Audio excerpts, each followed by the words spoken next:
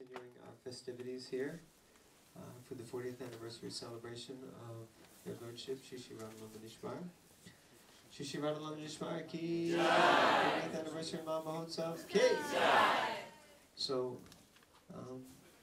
feel exceptionally blessed, honored, and the opportunity to introduce our two esteemed guests. Earlier this afternoon, I was very fortunate to meet for the first time Yamuna Prabhu, and it was very overwhelming. I can honestly say I felt like I was coming back into the association of someone that I've known for a very long time, very, very loving and very warm. And she's here tonight to share with us many realizations of Krishna consciousness, association with Srila Prabhupada, and instrumental activities for the development and installation of their Lordship, Sri Sri Radha-Londonishvara. So we're very honored to have her with us, and also returning back into our association after some separation is Malati Prabhu, who is also very, very wonderful and exceptional devotee. She was here with us a couple of years ago for the, I think it was the 38th? Me too. More than 2 years ago. 38th anniversary of the installation of their Lordships. And they're both here with us this evening. And we'll, yeah. Please, ladies, you can come right up to the front. And Mother. Way in. And Bruce, you can move. Yeah, we're used to it here. Everyone can. We've been talking all week about family atmosphere. Squeeze in. Let's squeeze in.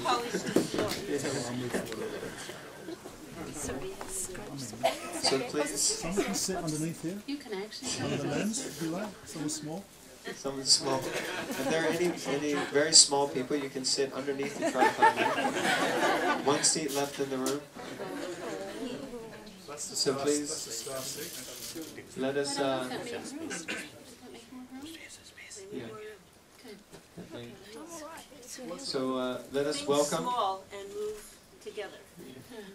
Let us welcome these devotees by chanting very loudly 3 Hari Bol. Hari Bol! Hari Bol! Hari Bol!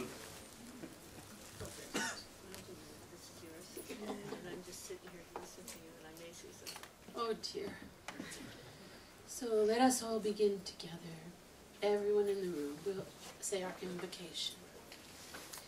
Om Jnana Timirandasya Yananjana Salakaya Chaksurunmilitam Jena Tasmai Sri Gurave Namaha Sri Chaitanya Manobhishtam Stapitam Jena Mudakare Swaram Rupa Kalamayam Dadati Swapadam Digam Namo Vishnu Padaya Krishna Prasthaya Bhutale Srimate Bhakti Vedanta Swami Niti Namine Namaste Saraswati Deve Gauravani Pracharine Nirvishesha Shunyavadi Paschatya Deshatarine Jaya Sri Sri Krishna Chaitanya Prabhu Nityananda Sri Advaita Gadadhara Srivasadi Gaudagara Bhakta Vrinda Hare Krishna Krishna Krishna Hare Hare Hare Rama Rama Rama Hare Hare Jaya Sri Sri Radha-Londonishvara ki Jai. Jai Jagannatha Subhadra Balaram ki Jai. Jaya Srila Prabhupada ki Jai.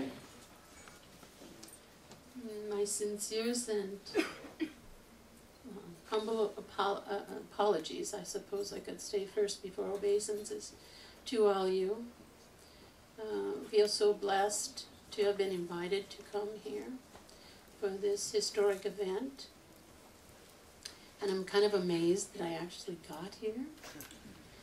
And I've been watching on the video, the streaming video, some really wonderful katha about the 40th event, honoring events that have happened in the last 40 years. And by Krishna's grace, I'm in the same space with Malati Prabhu, who is one of my, I suppose, dearest to my heart devotees, because not only have I known her for a very long time, but in Srila Prabhupada's service she was remarkable. We were all looking for heroes or people to look up to. And for me, Malati has always been somebody I've really looked up to. Her service to Srila Prabhupada was unique. All of our services to Srila Prabhupada are unique and wonderful. But hers was remarkable in that she's one of the most spontaneous servants I really have ever seen a Prabhupada. She's one of her abilities is to see an obstacle and to move around it, no matter what it takes to get around the obstacle. She's very clever in finding ways to serve the deities, her spiritual master, and Vaishnavas despite the obstacles, and that's in and of itself a wonderful thing. But in her service to Srila Prabhupada personally, there was a vitality and a spontaneity, determination that was really rare, no matter where the devotee came from. So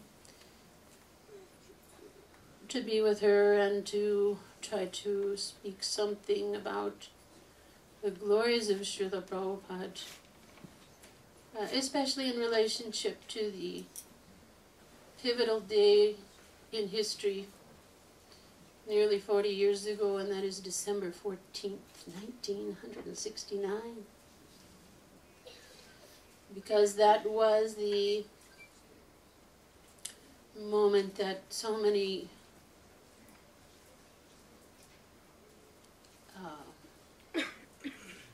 desires of previous spiritual masters were fulfilled. It is when everything coalesced together to allow Srila Prabhupada to render a service that he deeply wanted to render to his spiritual master, and that was the founding of Vaishnavism in the United Kingdom through the opening of the first Vaishnava temple.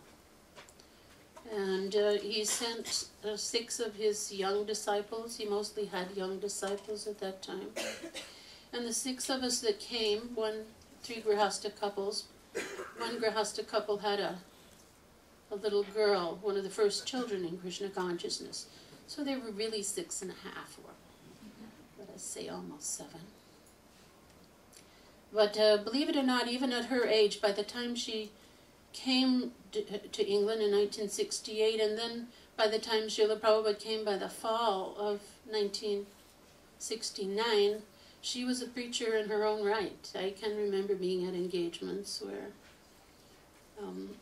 her attachment for the holy name was so strong that she would dance and throw her arms in the air and people would be completely charmed. So there was almost 7 of us.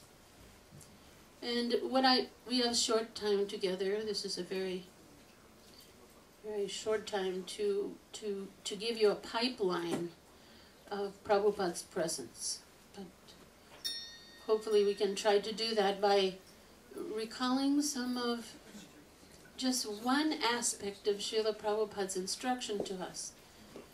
Does everybody know in the Srimad Bhagavatam introduction that it says that the disciple lives with his spiritual master forever by what?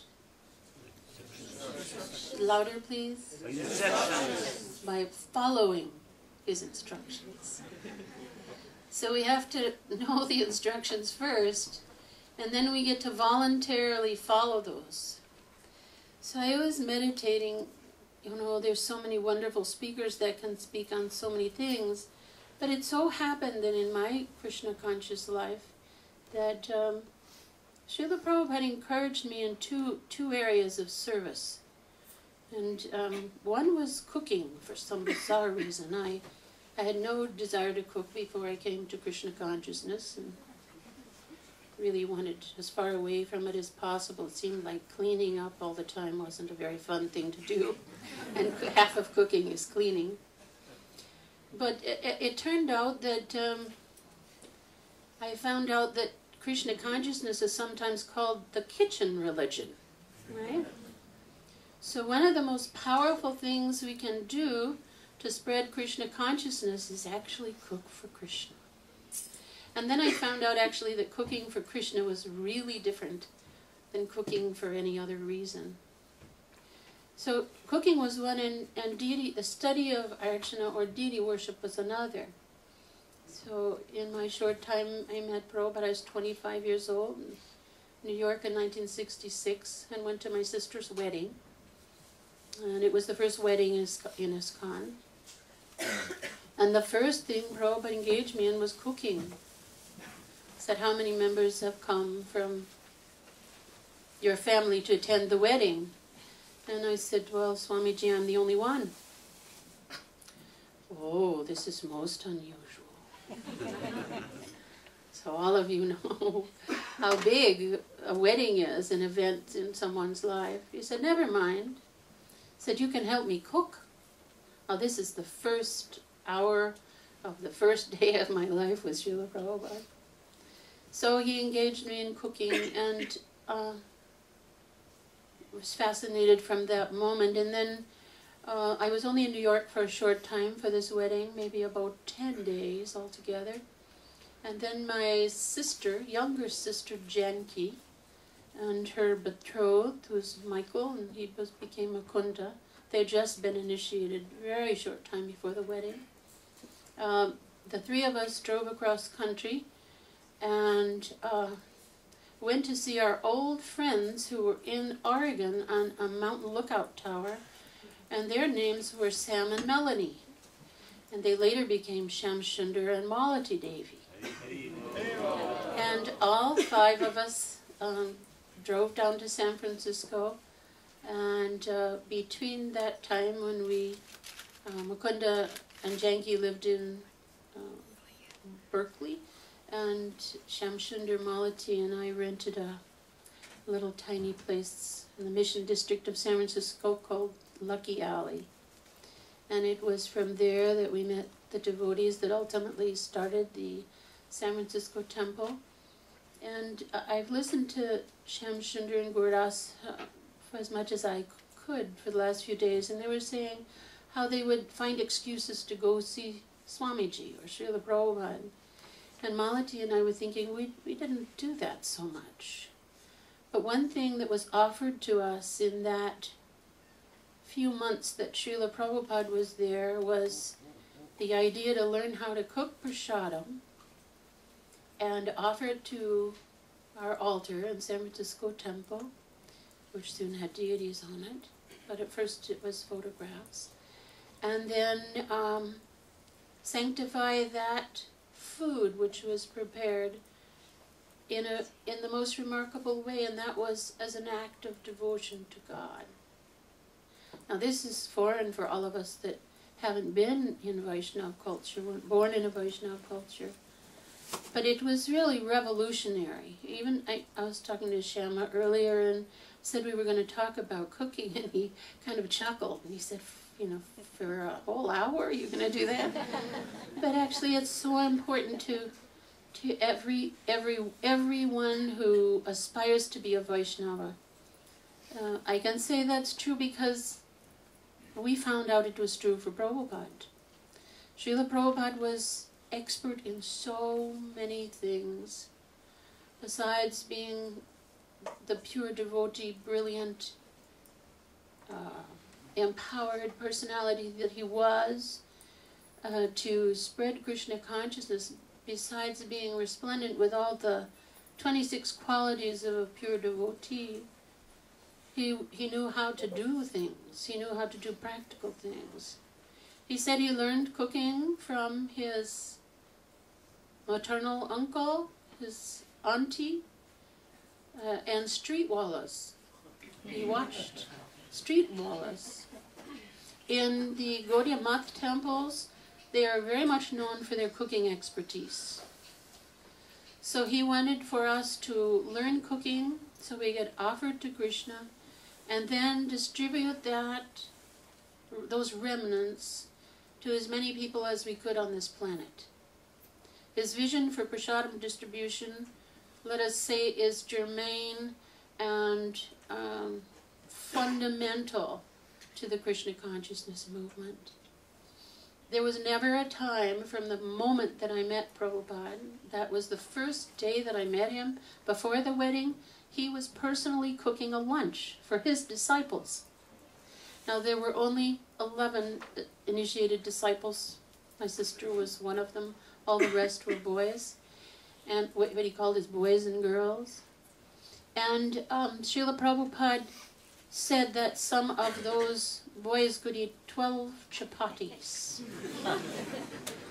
So for those lunches that Srila Prabhupada cooked for his disciples in New York to teach them how to cook, that means over 100 chapatis, up to possibly 144.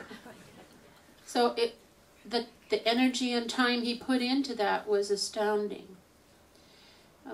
There was never a time that I saw someone come into Prabhupada's presence where he didn't say, give him prasadam, right? So even in our San Francisco temple, the first temple, at an evening engagement, if it was a cut apple or a cut orange, it was so important to give prasadam. But Hare Krishna. I see so many faces I recognize. Yes, immediately in the early years of our San Francisco temple, he taught, halwa and samosa and kachori and gulab jamans and puris and luchis and vegetables and dals. We had incredible feasts. So this is the very beginning of our Krishna consciousness movement. So that by the time the end of my period in San Francisco was up, the timeline is 66 fall, the wedding, a few days, 10 days, 2 weeks in New York. Then going back to San Francisco, the temple, Prabhupada arriving on the 14th of January 1967, and then leaving in April to go back to New York. And as you all know, historically, Srila Prabhupada had a stroke where he almost left us. And that wasn't meant to be. He came back to San Francisco to recuperate in Stinson Beach that summer, and then he went to India. He came back from India on 14th, interestingly enough, another 14th December, 1967. And so that was another time with Srila Prabhupada. Then went to Los Angeles in January of 68. And every time Srila Prabhupada came with us, in this one area he revealed more. Different instructions. The way that I would say Srila Prabhupada revealed both a study of deity worship to me and cooking was by giving indication that I was to go learn from someone if he, especially when we were in India, if we were on Nagar Sankirtan, that's between 70 October and 72, the founding of both cornerstones of Mayapur and Vrindavan projects. As we were traveling with Srila Prabhupada throughout India in this amazing period, I would say almost every place that I was with Srila Prabhupada, at the end of a prasadam meal, he would call me in and say, do you know how to make everything? And if I said no, he'd say, go learn.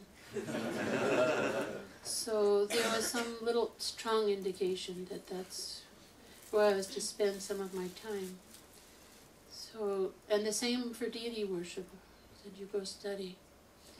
So in that way, I had some opportunity from the very beginning years in San Francisco. All the girls did in what I loosely call these days cooking classes, where they really weren't classes, but what Prabhupada allowed us to do is to sit or to come and assist him.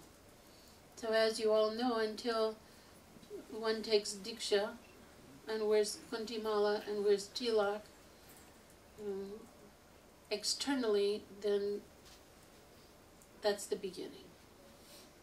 And they vow to follow the instructions of the spiritual master. And then after that, when it comes to Brahman initiation, then they're allowed to serve directly the Archa Vigraha, or the deity.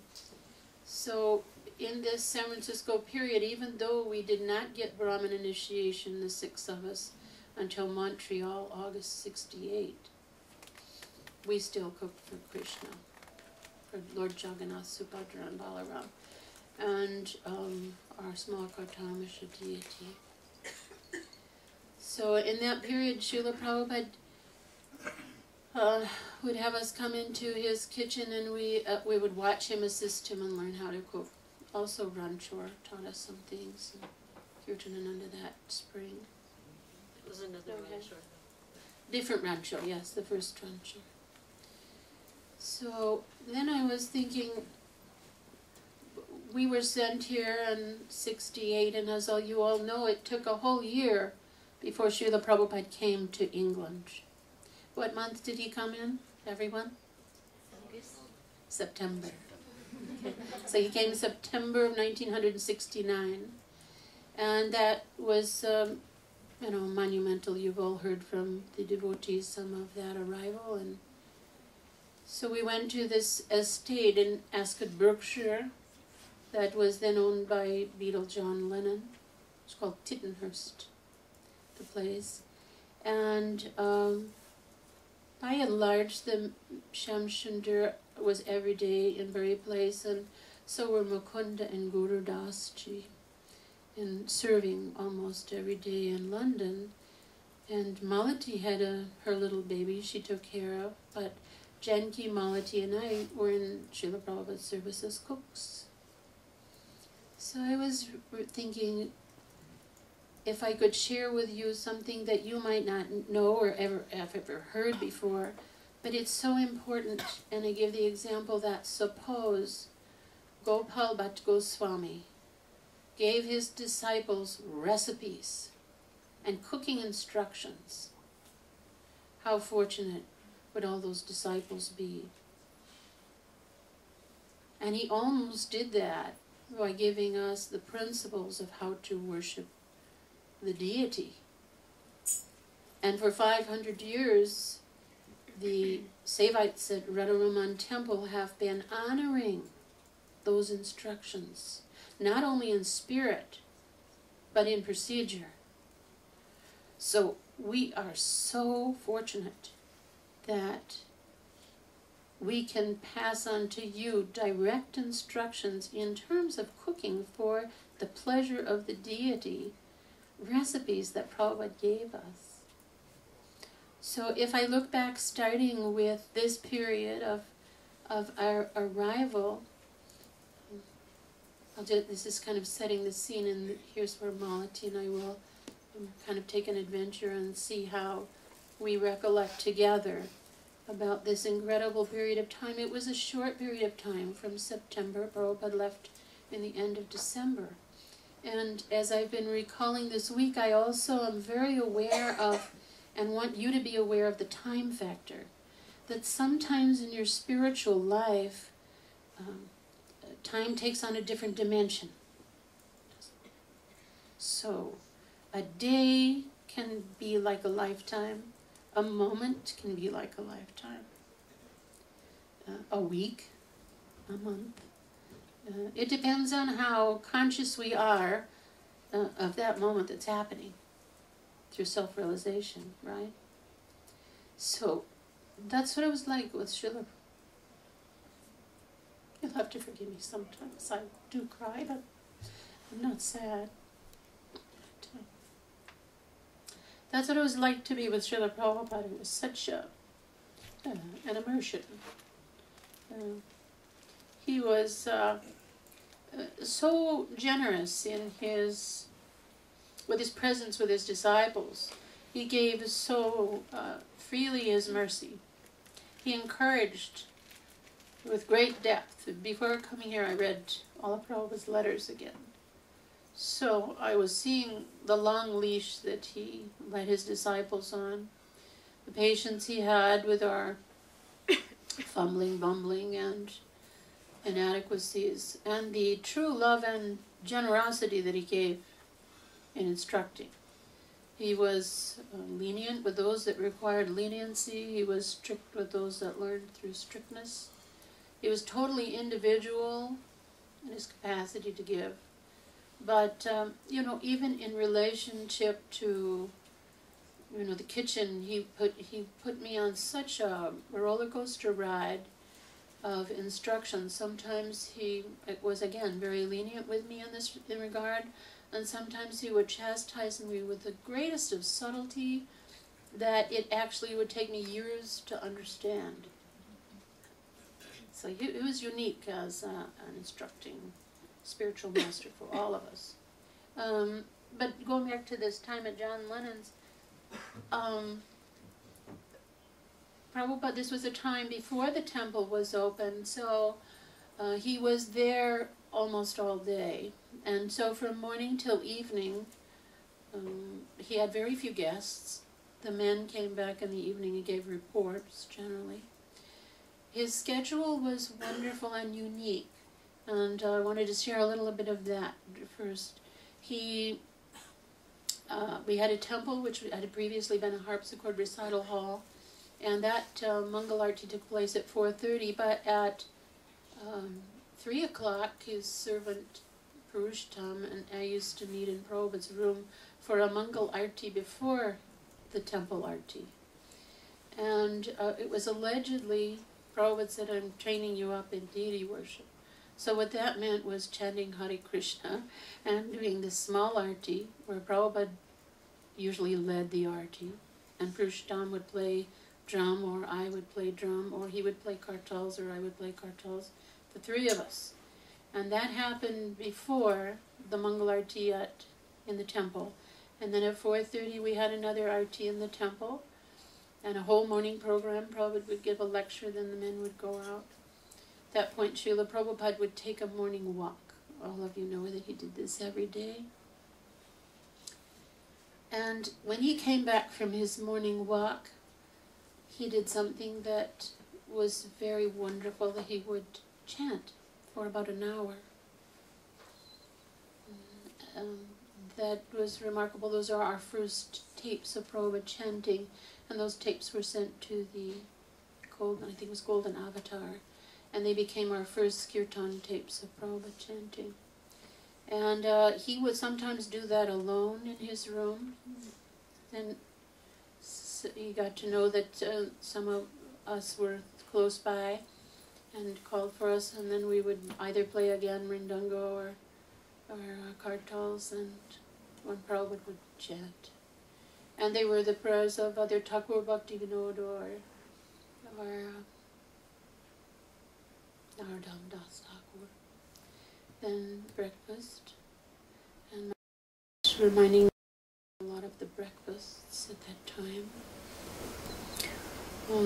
Then Srila Prabhupada did some correspondence. He took lunch at 1, and Janki and Malati and I also shared that service. The exchanges between Prabhupada and Prasadam were actually very, very special. He didn't teach cooking necessarily, no recipes. He would give an indication of what should be in a dish, and then we would make the dish, and then he would critique the dish or say how it was. And over the years he did that in very different ways. Sometimes he would say too salty, too hot, to this or that, to that. later in Calcutta, he actually had a little signal system with me that this meant third class, and this meant second class, and this meant first class. And so sometimes he wouldn't even say a thing, he'd just go.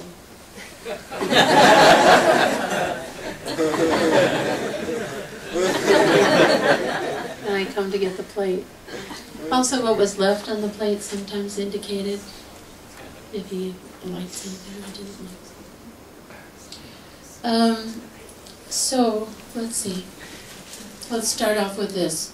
I have a recipe for you, and the preamble to that is that Janki, Malati, and I think you heard earlier spoken that in order to grab the Beatles' attention, we made some apple dishes for them. So Westerners are generally quite attracted to pastries and cakes and cookies and Western sweets. So we started serving Srila Prabhupada these things. And every time we'd serve them, he'd smile and very nice. So one night, one day, I think it was late afternoon we did that. Late afternoon he looked up and he said, "This is very nice." He said, and really, you know, like almost plaintive in a pleading mood. "But do you know how to make pera?" So we all went, "No." He said, "Do you have any milk?" "Yes." "Do you have any sugar?" "Yes." "We will go learn to make pera now." So down we went into the kitchen. And this was what Prabhupada said about making pera. And these peras became, at the lotus feet of Radha Londonishvara, the first sweet that we sent to Prabhupada in the mail, and he actually wrote a letter about it. So he said, hopefully these will be here. During our stay at Tittenhurst, Malati, Janki, and I cooked for Prabhupada. Who was present for this following exchange, I do not remember, but one day Prabhupada said something like, "These sweets are very nice, but I like pera very much. Krishna also likes pera very much. Can you make pera?" And then he said, and then I'm saying, I can't give you Prabhupada's exact recipe for pera because he didn't use measuring tools. But what we learned was the nutshell principle of making pera. Reduce milk, stir attentively to avoid scorching till it's a paste-like consistency. Add sugar and cook until firm enough to hold its shape. Cool slightly and shape into patties. Once the buried place temple was opened, we offered their lordships pera daily. It was the first prasad milk sweet that we sent to Prabhupada in the post. I received 2 letters about these peras. He said, "I thank you very much for sending me this Jagannath Prasad pera. This is a very nice sweetmeat. So you learn this art of how to prepare it. I think that you might have purchased this from some Indian shop." This is not so, I say. "But you should try to learn to prepare this yourself. And I have also and make this for the deities. You can offer the deities as many sweetmeats as possible." And I say, what a stark change from then to now. Today, ISKCON, hands down, master of all artfully prepared milk sweets at Bhaktivedanta Manor is Srimati Kulangana Devi Dasi Ki. Her peri burfas and desh sops, pantoas, and other sweets are legendary throughout ISKCON. How pleased Prabhupada must be with her expertise, and those who have learned from her how to skillfully prepare and offer the deities as many varieties as sweetmeats as possible.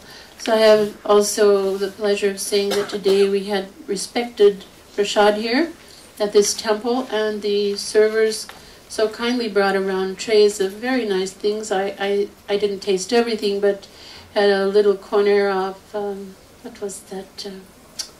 Not balushai. I'll think of it in a minute. Bengali sweet. Kaju. So it was very nicely prepared, and I'm so happy that this instruction of Prabhupada is already in place.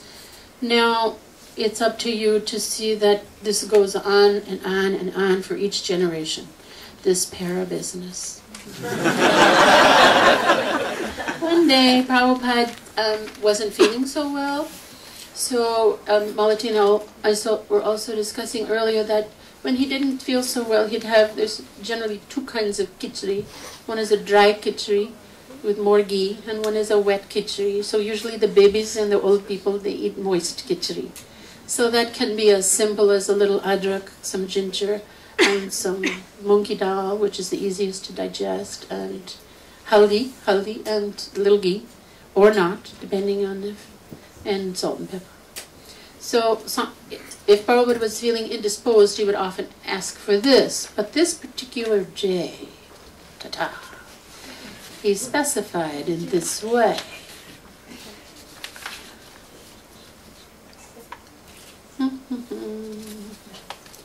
It was a cauliflower pea khichdi. So I have that recipe in, I believe, Lord Krishna's cuisine, or close to a facsimile of that. Prabhupada requested certain dishes, certain meals, and certain menus at different times. Although he was consistent in general, sometimes he'd want something different. One day at John Lennon's, he asked for lunch with 3 items on the menu: mung dal khichdi, deep-fried potatoes, and yogurt, nothing else. When I asked what kind of khichdi and potatoes he wanted, he replied, make a dry khichdi with rice, split mung dal, cauliflower, peas, ginger, cumin, turmeric, salt, and chili. Sprinkle cut potatoes with turmeric, hing, and salt, and chickpea flour, and fry them. Bus. So that was his full instruction. That's the way he instructed. Just the essentials with a few details. What I did know at this time was that unless otherwise specified, rice meant basmati, split mung dal meant dal without skins, ginger meant fresh, and more meant heavy on something. So I put generous amounts of these servings on his plate, and when I came to get the plate, it was empty. Now, this was a lot of khichdi on this plate. And Srila Prabhupada, smiling with a soft chuckle, said something like, very tasty khichdi, along with potatoes and yogurt. This is a poor man's feast, fit for a king. I like this very much. So that's another menu to just think about, even though the recipe that I'll give you, for anyone wants a handout of all these afterwards, the temple will supply those for you. And I've made this combination many scores of times. And this recipe that I gave you today is one that's cooked for those of you that have families and don't have a lot of time to cook. It's a pressure cooker khichdi that cooks in 6 minutes. And so you can chop things and have a whole meal on the time it takes you to boil pasta and get a jar from Sainsbury's or something. So it's a really wonderful recipe and just delicious beyond all end. So I'm going to let Malati just speak a little bit about her cooking for Prabhupada, whatever she remembers from Tittenhurst. It's okay.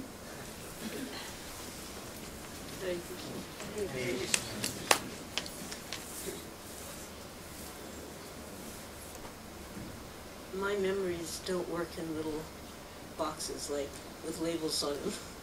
They come kind of as they come.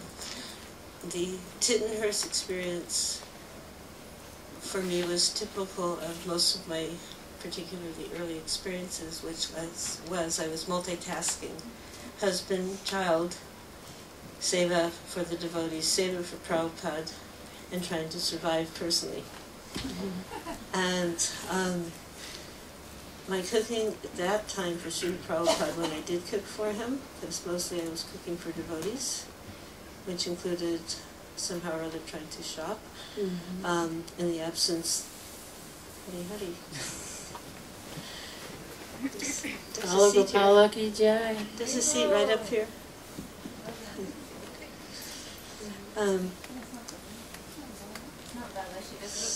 Oh, I can see.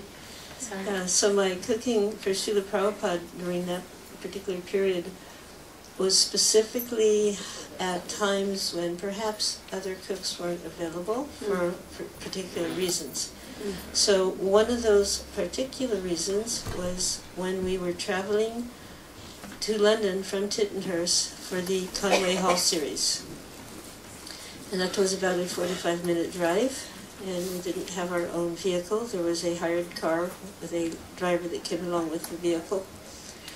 And I would go in sometimes with Srila Prabhupada and sometimes with the devotees, however we got there.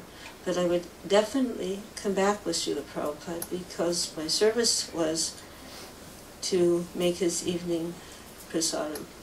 And it was never a pre-planned event. It was, I would be in the car before he got in so that he wouldn't have to wait for me to get in the car, my daughter, Srila Prabhupada, and Purushottam, the driver.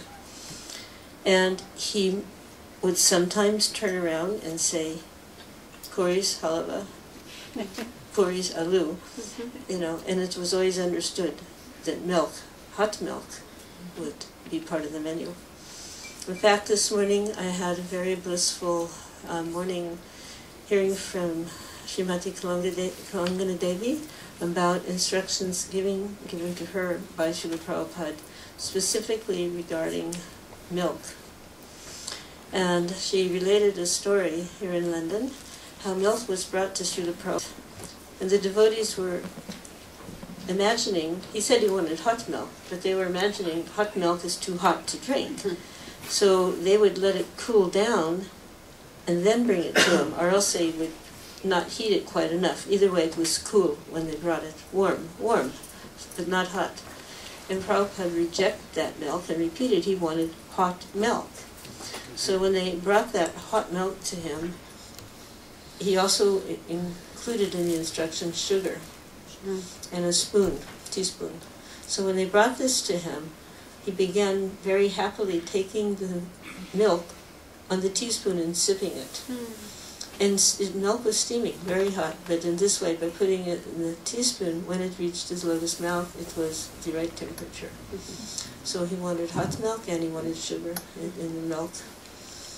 And diverting a little bit, but it was really blissful hearing these stories. How also I had heard somewhere, in the cooking grapevine, that Prabhupada didn't want us to waste milk. He didn't want us to waste any prasadam, actually. And that was really a golden rule in those days, from the very beginning. The prasadam was not wasted. You took what you could eat, and if you couldn't eat it, you ate it anyway. So he explained with the milk, and this was store-bought milk. Now you hear terms like Carmi milk.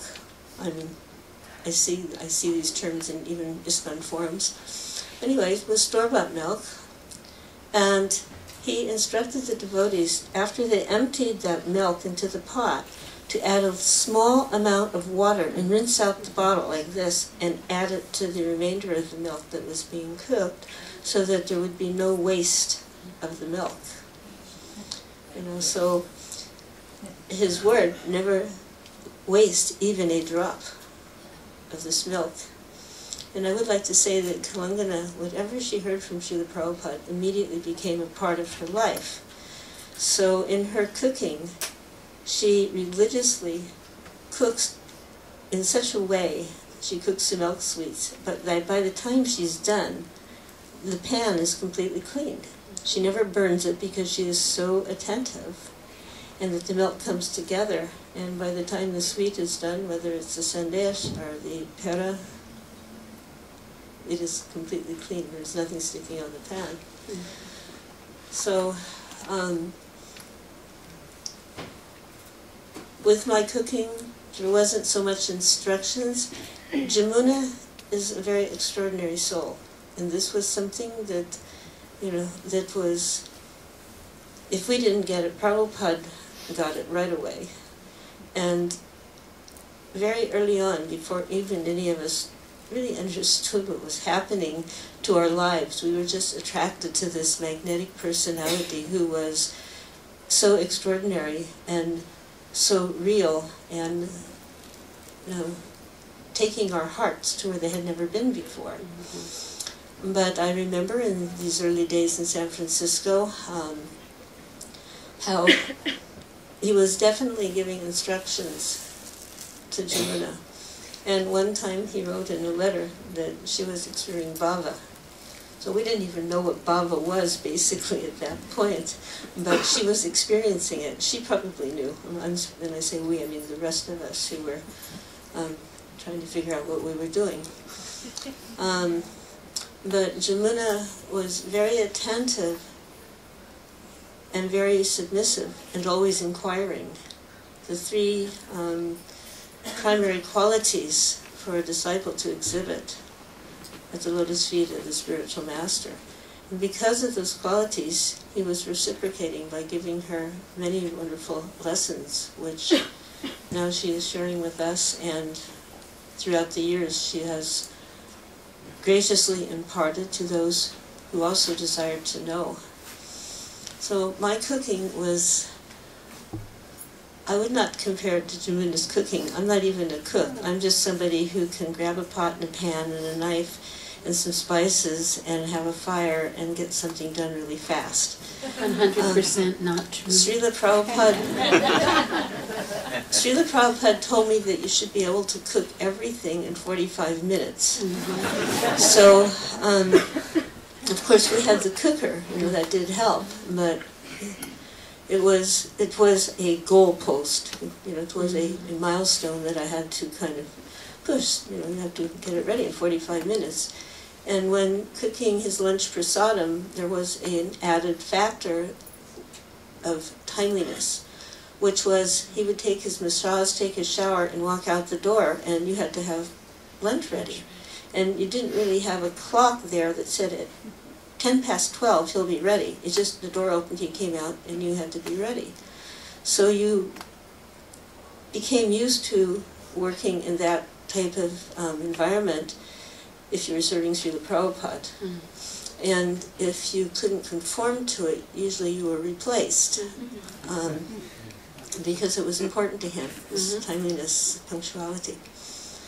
But with me, he wasn't always so precisely giving details because he knew I'm a fool and an idiot and I can't remember anything. 5 minutes after I'm told something, I'm like, what did they just say?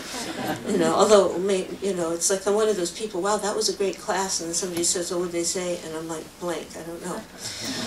So, but he would tell me certain things, and he would give me a direction to go, and I would go in that direction.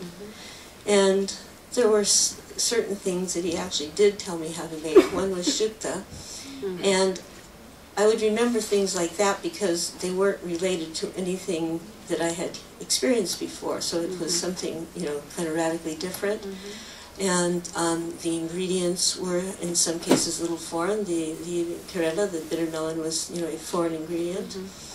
So I remember that, and I took great joy in making that for him because he really liked it. And then he would tell me other variations of the same, and he seemed to like whatever variation you would make.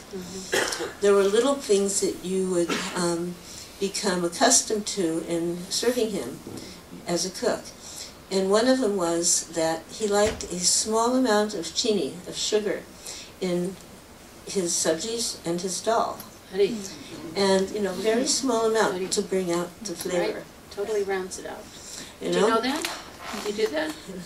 Well, nowadays we have, not only do we have the anti-milk people, but we have the anti-sugar people. So sorry all you people, but he liked sugar. And he was eating what Krishna liked. And Krishna liked sugar, and therefore, Prabhupada used to say, if Krishna liked meat, we would also eat meat.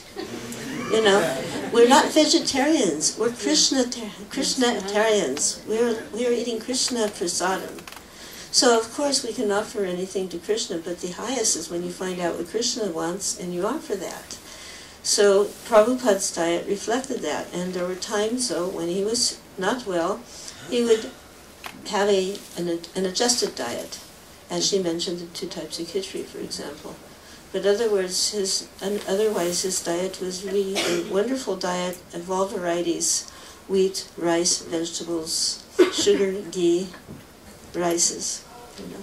And Yamuna can tell you this in much more detail than I can, but if you would make him a roti, a chapati, he would tell you which region the atta, the flour, came from. He was so acute, and he would tell you if it had been milled. He would, like, if we were in India, he would send me out, or whoever the cook was, to a little place that would grind the seeds fresh on the spot, you know, like wheat, and it would be fresh milled. But he would tell you where the seeds came, where the wheat came from, whether it was northern India or what time of the year. He knew exact winter wheat or whatever. He was so acute in his knowledge and his taste. He was completely refined because he wasn't eating for himself. He was eating for Krishna. So it was very extraordinary in that way. He would, if you made up the plate, this was another wonderful thing, this making up Srila Prabhupada's plate, because there was a certain pattern. So you had a little salt, a little sugar, and a slice of lime, some slices of ginger. And this was just, you know, like fixed price. That was fixed on the plate.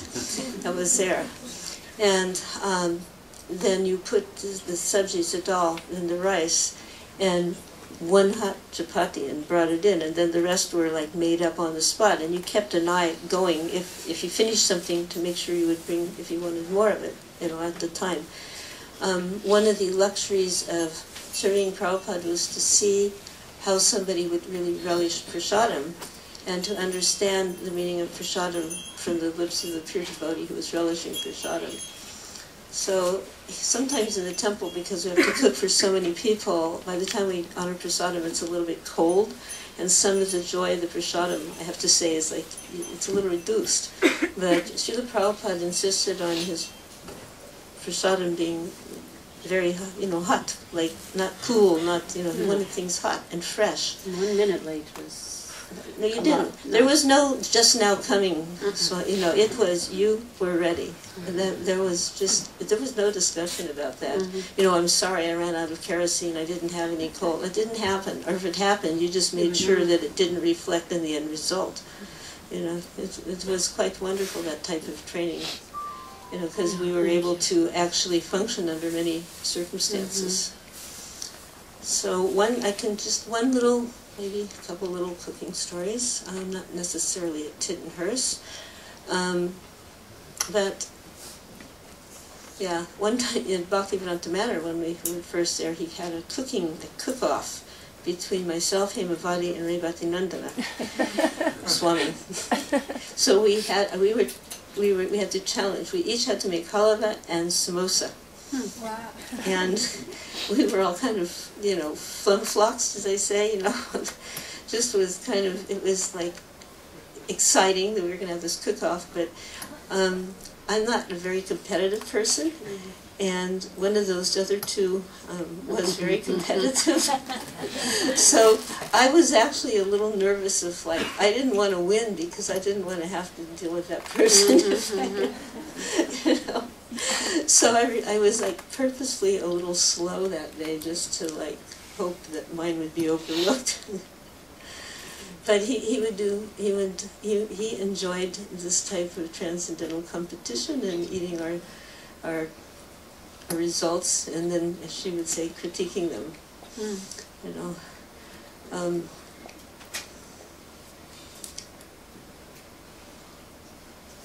So we're having to speak about cooking, but there was something really nice that happened as a result of the Conway Hall series, so maybe I'll just slip it in anyway.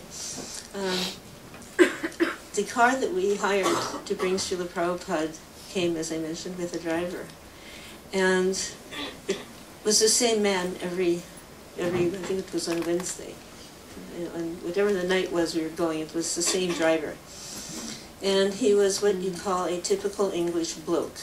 Was nothing, and he had one of those kind of hats on him, and he was very, you know, no expression on his face. Good day, sir, good day, ma'am, you know, just, and unfailingly polite. When Srila Prabhupada would come out, he would open the door and, you know, close the door for him, etc. And bring us into London, and he'd sit at the back of the hall so that when the program was finished, he'd be out to buy the car with the door open, and Prabhupada wouldn't have to wait.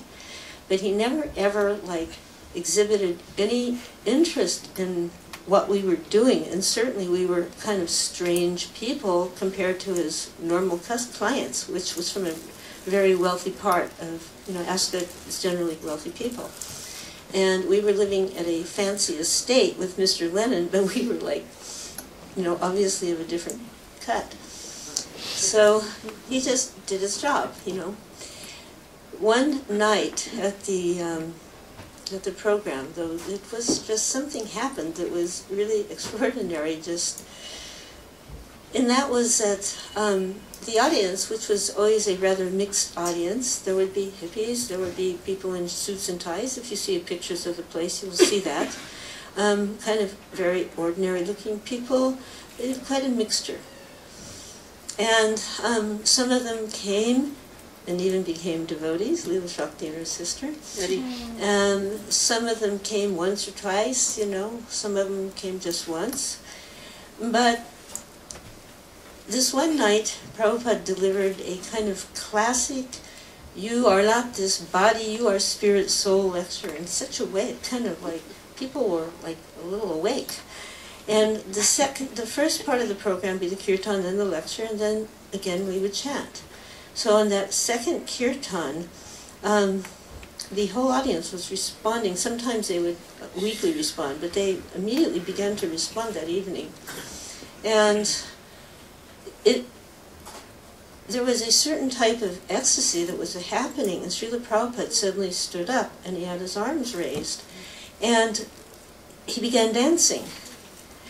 And we saw, and the people in the audience also saw, a very extraordinary occurrence, which was his feet weren't on the stage anymore, but he was still dancing.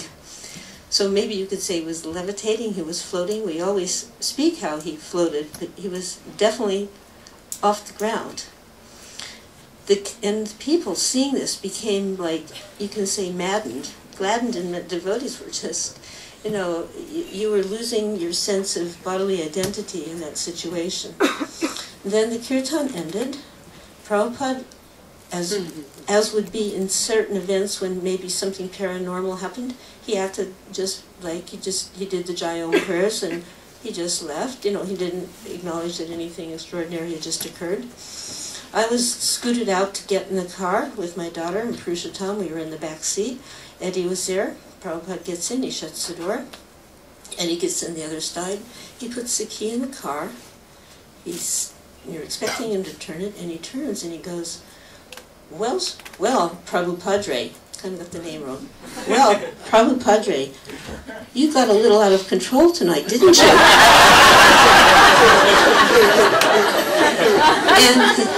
and he nudged him with his elbow. So Purushottam and I, we were just like, choking. And Purushottam went under his breath. He goes, rebirth material. But then this man, Eddie, his name was Eddie, he turned the key and he says, it's just like this car. It's no good without a driver.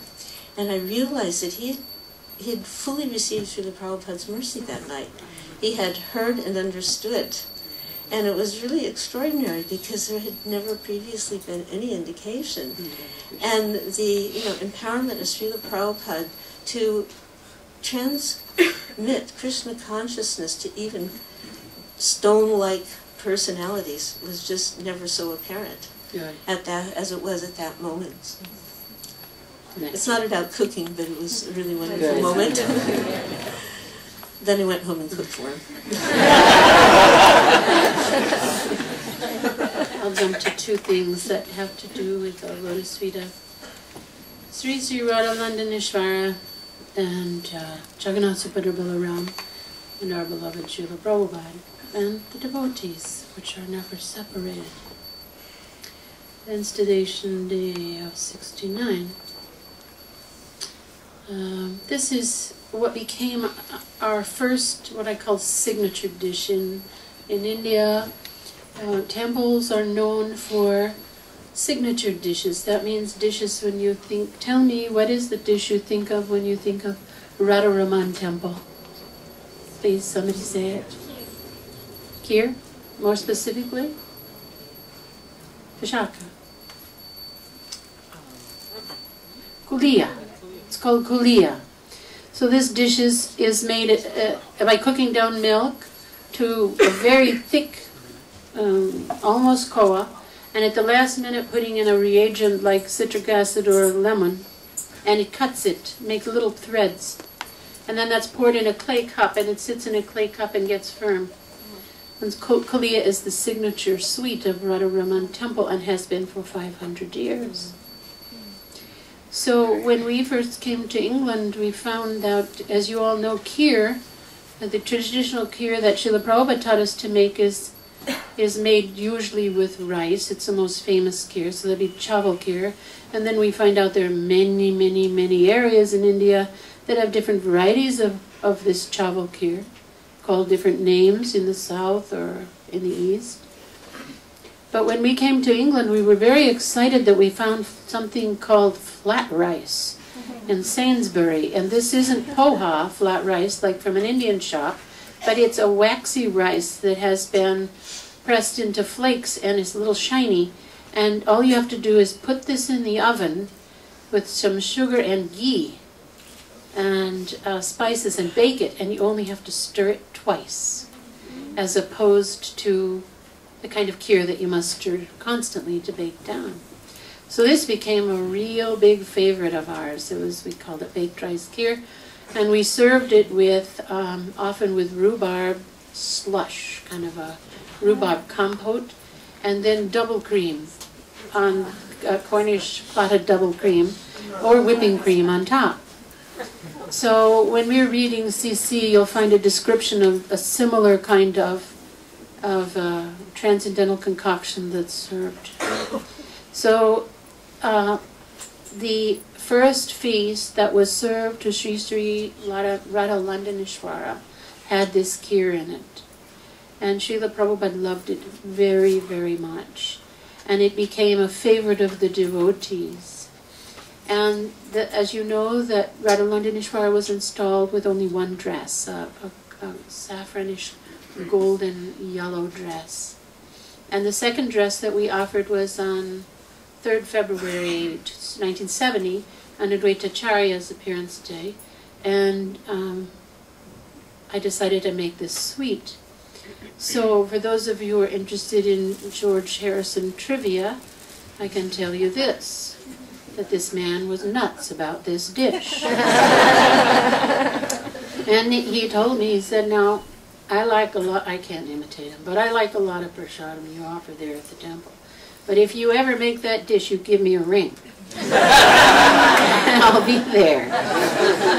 And so I didn't have a ring-me-up kind of relationship with George, but I did, on this occasion, give him a ring the day before. I said, George, we're going to offer a dress tomorrow, and I'm going to make some of that kheer to offer to Radha Londonishvara.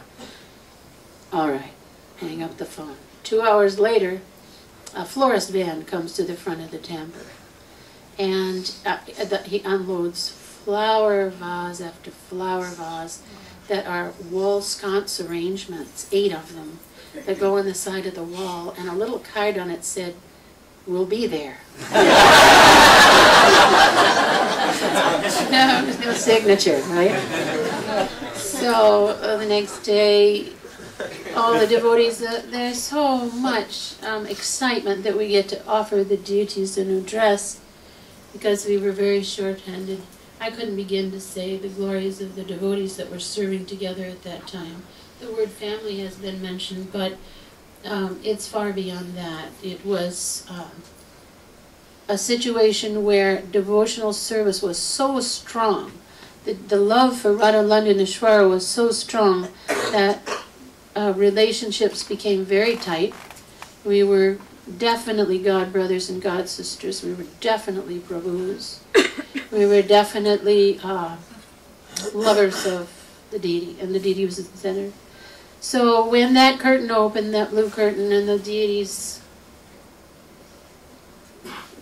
revealed their splendor, I do have a gift for you also that you will be able to see a little later on, and it's a picture of a close-up picture of Srimati Radharani's face that day, that she of the 3rd of February, Gurdas Prabhuta.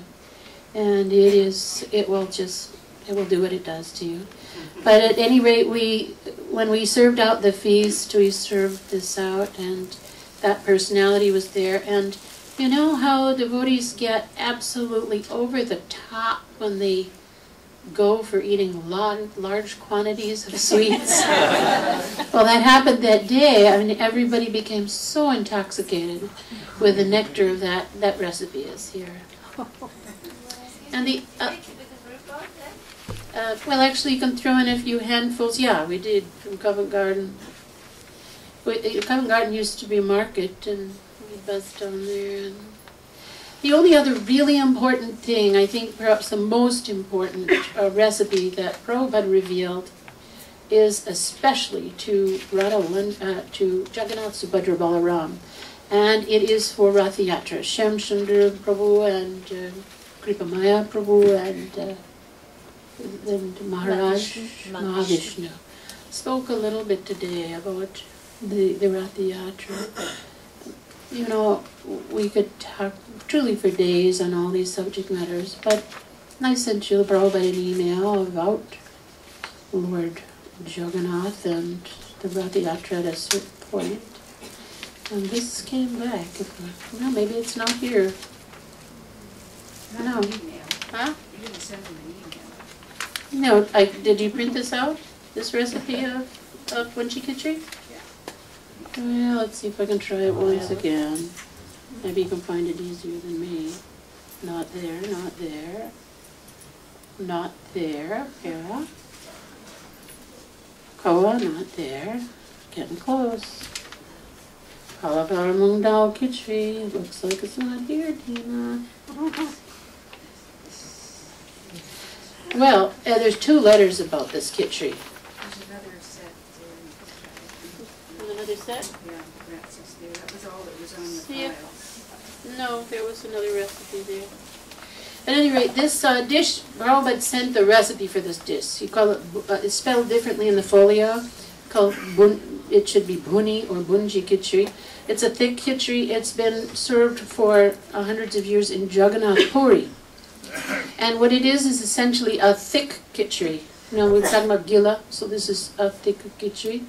And it's spiced, who knows what pushpana is? Any of you know what that is? Prabhupada's recipe? So you have to learn these things. We have to pass these things on. He introduced pushpana in 67.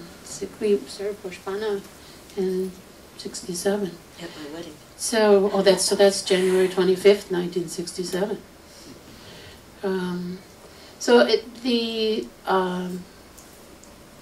The dish has sweet spices in it. So long dolcini, elaichi, like this, and sugar, and nuts, and chopped paneer, fried paneer, and sweet fruits. And this is a dish that's served to Lord Jagannath, and Prabhupada said that this should be served as the main dish at every Rath Yatra feast. He also wrote a letter early in February of the same year to Krishnadas with slightly different instructions, but it should also be served. So you are truly the first yatra to have a direct instruction from Srila Prabhupada as to the nature of what to serve Lord Jagannath for these Rath Yatra feasts. And I'm sure it's already in place, but again, it's up to you to see that it remains so, because it's very, very special for this yatra, and that recipe is there as well. The truth is, this subject matter could go on. One thing that Malati spoke about, and when I spoke about earlier with time, I will say one thing that cooking afforded a disciple, and that was an intense intimacy with Srila Prabhupada in terms of feeling his presence. So for those that you value, what Sangha means is that you want to feel the presence of a devotee. You want to drink in as deeply as humanly possible the essence of that devotee. So in the case of Srila Prabhupada, when you're cooking for him, you're doing a dance of service around the instruction of the spiritual master. So when it came time, it was to be at 1 o'clock. If it was at 1:04, you were ready at 1:04. Because at 1:30 you were ready at 1:30, but you were so conscious of Srila Prabhupada trying to please Srila Prabhupada. And this is the essence also of our service to the deity. It's also what means, affords us deep sangha between each other. But cooking, service for cooking, I've spoken to many persons who had the honor or the privilege to try to serve Srila Prabhupada in this capacity, and almost every one of them spoke about this aspect. All of you can try to think how you feel close to your spiritual master, how you feel close to the Archa Vigraha that you worship in the temple, and how you feel close to those that you value Sangha with. How time plays a feature and how consciousness of pleasing them is there. Srila Prabhupada's given us 6 exchanges of love in Nectar of Instruction, and 2 of them are actually around Prashadam. 2 of the 6. And they are what? Offering Prashadam to others and receiving Prashadam from them. So they're really important. And what makes them potent is the consciousness with which they are conceived of, executed, offered, and then given. And it can be so strong. We see it changes people's lives. Even if they don't know it, they might just say, oh, this tastes good, or this tastes sweet, or something that they like. But it changes their lives, doesn't it? So we have to thank Srila Prabhupada for this incredible gift. And today there was an interviewer that asked some of the things that made ISKCON glorious, or in the last 40 years, some things that we treasure, and what in the next 40 years we should treasure. And one of them is this incredible exchange of the meditation of trying to please Krishna's senses. If we cook for ourselves, we please to a certain degree. Everyone likes something that tastes good. But if we please Krishna's senses, this takes us into another dimension of power and glory and purification. Purification of the heart, purification of the senses, purification of the mind, purification of the emotions. Everything that we can evaluate human consciousness with, this act of trying to cook in devotion for the pleasure of the Lord, changes everything in our lives. And every devotee that does it is a testimonial to its power, and it's all individual and it's all glorious. So try to, in our busy lives, or whatever our situation is in life, we want to try to aspire for this purity that Prabhupada gave in this one simple little area, and try to save this whole planet. And I think I hear a quiet conch shell, which means we get to turn our attention to the object of our attention. I'd like to first apologize to everyone for any offenses I've made to anyone in the past in this yatra, and pray that we all glorify the deity for now and forever. Hare Krishna.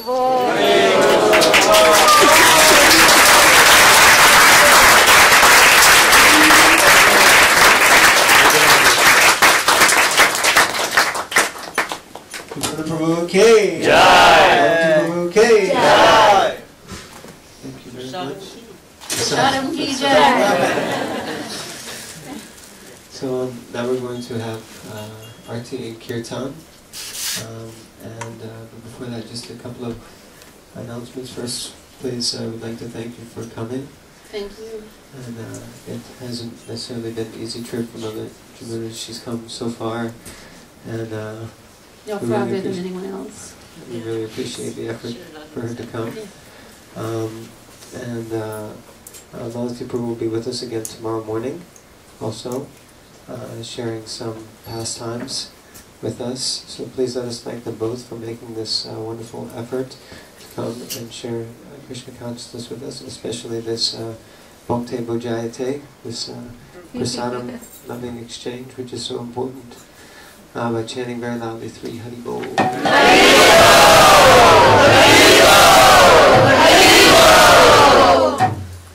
So now we'll continue with Kirtan and Arti. Afterwards we'll have a bhajan by Bhaktivinoda Thakur, and then we'll continue with some katha. This evening we have Tikshu Prabhu and Parashuram Prabhu who will be speaking a bit about Rath Yatra. So please, everyone can stick around. Sri Sri Radha-Londonishvara ki jai. 40th anniversary Mahamotsav ki jai. Srila Prabhupada ki jai.